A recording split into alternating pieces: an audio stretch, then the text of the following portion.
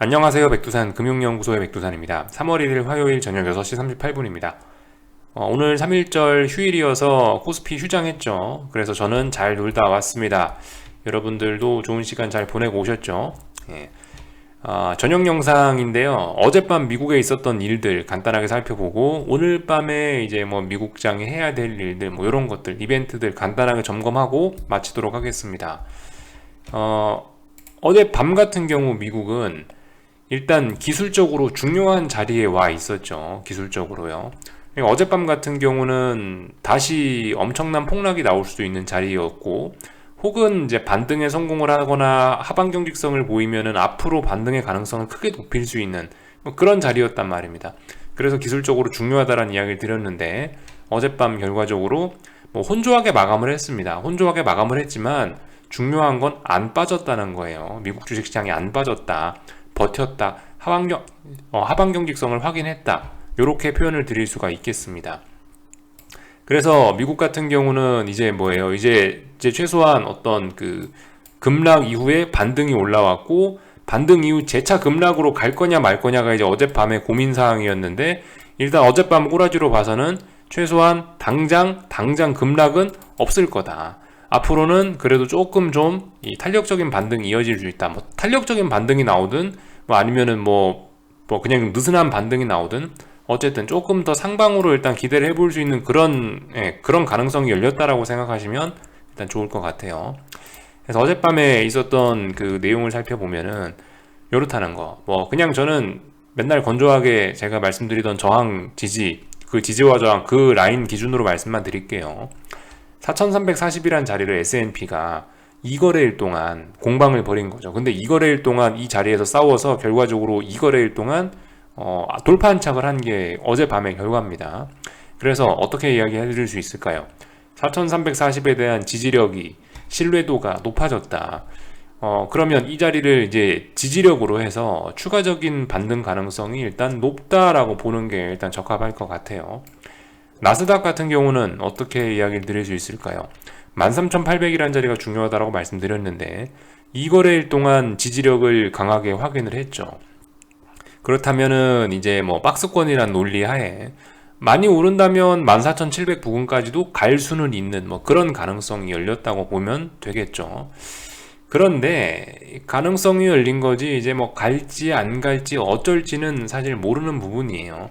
다만 이제 어젯밤에 저렇게 상승 마감을 하거나 혹은 혹은 하방 경직성을 보이면서 시장이 버텨가지고 결과적으로 그 추가 급락의 위험은 조금 사라졌습니다.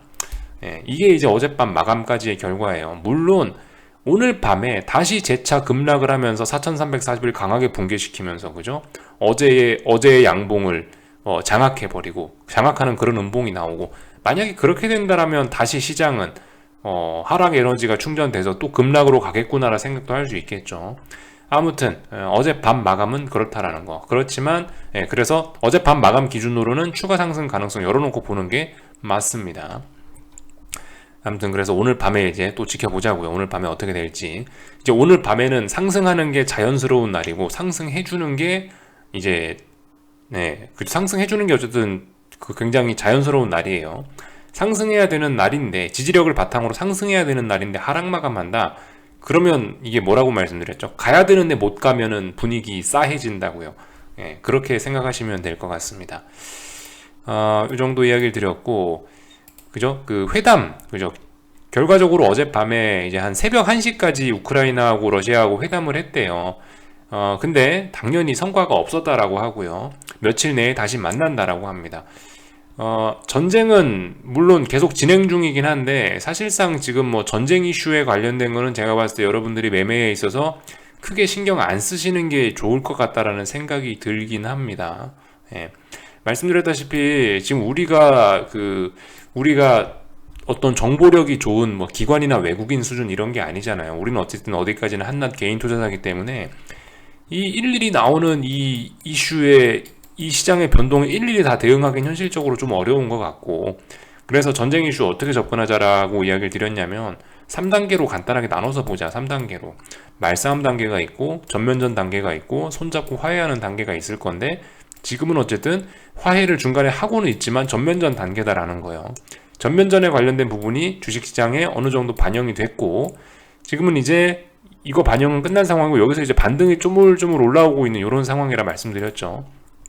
전쟁 이슈는 이 정도로 생각하고 끝. 제가 봤을 때는요. 예. 이거 이상 복잡하게 생각하면은 우리가 대응하기가 오히려 더 어려워질 것 같아요.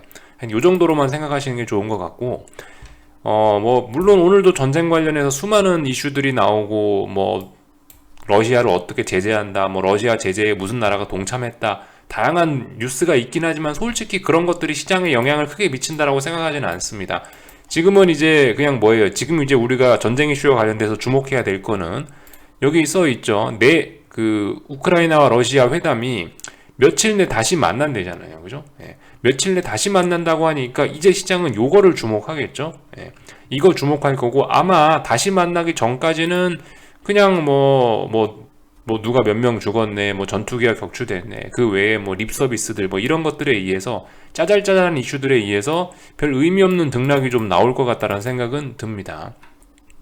네, 아무튼 말씀드렸죠. 지금은 일단 반등 사이클이 올라오고 있는 와중이고, 어젯밤에 그 중요한 자리였는데 하방 경직성을 보여버리면서 시장이 일단 추가 급락 위험은 조금 좀 낮아졌다라는 이야기를 드렸죠. 물론 오늘 밤에 어떻게 될지 모르는 건데 일단 어젯밤 마감까지가 이렇다라는 거고, 이걸 바탕으로 해서 이제 이 정보를 바탕으로 해서 우리가 오늘 밤 시장, 뭐 내일 시장 이런 거에 대응을 하면 괜찮겠죠. 네. 자, 아무튼 뭐 전쟁 이슈 관련된 거 요 정도만 이야기를 해드리면 될 것 같습니다. 요 정도를 했고, 그래서 어젯밤에 하여튼 중요한 자리였다고요. 그 빅스 지수 보여드리면서 설명을 어젯밤에 좀 드렸던 것 같은데, 빅스 지수는 좀 한번 같이 볼 필요가 있을 것 같아요. 지금 현재는 물론 다시 상승하고 있는데, 일단 어제 나왔던 봉이 진짜라는 가정하에 일단 말씀을 드려보자면, 이거 봉을 하나 좀 가리고 보는 게 좋을 것 같은데, 예. 요렇게 이 봉 지금 오늘 상승 중인 거 없다라고 생각하고 여기 어제 나온 이 음봉까지만 놓고 말씀 한번 드려보자면요, 결과적으로 뭐 32, 31 여기에 있는 어떤 저항이죠. 여기 있는 이 저항을 어젯밤에 넘어갔을 수도 있는데 못 넘어갔다라는 겁니다. 그래서 결과적으로 일단 저항을 누적했죠. 물론 어젯밤에 빅스 지수가 상승 마감하긴 했는데요. 근데 이건 상승했다라고 그 상승의 의미를 강하게 보기보다는 요거는 일단 저항이 누적됐다의 의미를 더욱 크게 보는 게 조금 더 합리적일 것 같아요. 그래서 저항이 누적됐다라는 거, 그리고 이쯤 저항이 누적됐으면은 이제 보통 무슨 일들이 일어나냐, 보통 이렇게 변동성이 좀 내려오는 과정이 필요합니다. 변동성이 좀 내려오는 과정이 나올 가능성이 높아요. 지금 보시면 어젯밤까지 해서 하나, 둘, 셋, 넷, 다섯, 5거래일 동안 여기서 지금 저항을 누적한 셈이잖아요. 이 정도면은 뭐 오늘 밤 어떻게 될지 모르는 겁니다만 일단 여기까지만 놓고 보면, 이 5거래일만 놓고 보면 상당히 저항이 무겁게 형성된 거고 그런 거기 때문에 UVXY의 시대는 일단 끝나지 않았냐라고 보는 게 일단 적합할 거라는 거죠. 그래서 오늘 밤 자연스러운 모습은 뭐냐, 이렇게 변동성이 죽어 내려오는 게 자연스러운 모습일 겁니다. 그죠? 이게 변동성 내려온다는 이야기는 뭐예요? S&P 지수도 조금 더 공격적으로 올라올 수 있고 나스닥도 조금 더 올라올 수 있다, 이런 게 자연스러운 모습이란 이야기를 좀 드리는 거예요. 그렇지만 말씀드렸다시피 그런 모습이 자연스러운 거지, 오늘 밤에 주식시장이 좀 올라주는 게 자연스러운 거고 빅스가 좀 감소하는 게 자연스러운 모습이긴 한데, 자연스럽게 그 모습 그대로 진행되면 이제 시장이 반등을 하는 거고요.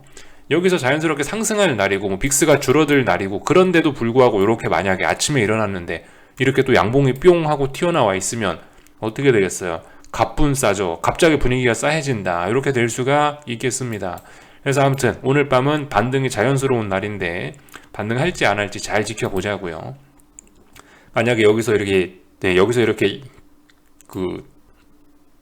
이런 식으로 양봉이 튀어나오면서 전일 나왔던 음봉을 어느 정도 좀 되돌리거나 이런 모습이 나타나면 이 자리는 이제 저항이 아니고 지지가 될 수도 있는 거죠. 지지가 되면 변동성이 이제 31, 32 이 정도가 아니고 레벨업을 하겠구나라고 생각을 하고 받아들여야겠죠. 레벨업 되면 어디까지 올라갈 수 있을지 모르겠지만 최소 다음 단계는 뭐 40이나 뭐 45대까지는 충분히 올라갈 수 있겠다라 생각을 해야 될 겁니다. 저는 이걸 바라지는 않아요. 저는 솔직히 이번에 이렇게 FOMC까지 지금 2주가 남았다는 말씀을 드렸는데, 저는 개인적으로 조금 더 하방 에너지를 충전하는 이런 계기를 좀 더 거쳤으면 좋겠어요. 전 전쟁 이슈로 시장이 폭락하면서 하락 에너지를 소진시키는 꼴을 별로 보고 싶지는 않습니다. 아무튼 저는 말씀드렸다시피 중장기적인 어떤 하락 추세를 먹겠다라고 하는 사람인데, 아무튼 저는 이제 길고 오래 갔으면 좋겠거든요. 어쨌든 저는 그 포지션을 잡고 갖고 가는 사람이니까 제 입장에서는 길고 오래 가는 게 솔직히 마음 편하잖아요. 그러니까 제 입장에서는 이렇다고요. 근데 아무튼 이거는 뭐 저의 생각이자 뭐 저의 희망일 뿐이지 이렇게 될지 안 될지는 모른다라는 거.